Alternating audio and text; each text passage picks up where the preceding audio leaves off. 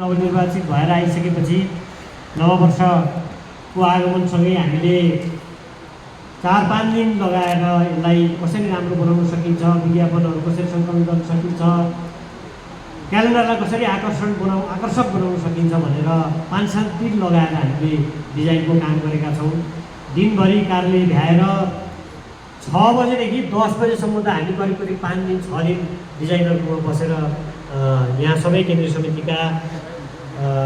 केही बन्धुहरू डिजाइनरमा बसेर धेरैजसो बन्धुहरूले विज्ञापन उपलब्ध गराएर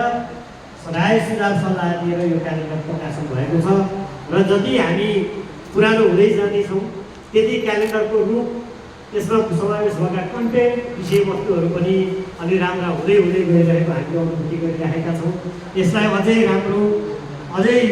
चाहिँ सुधार गरेर अगाडि लान यहाँहरूको राय सुझाव सल्लाह पनि केन्द्रीय समितिलाई रहनेछ भन्ने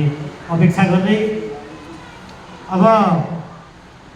शुभकामना मन्तव्यकै क्रमलाई जोड्न चाहन्छु।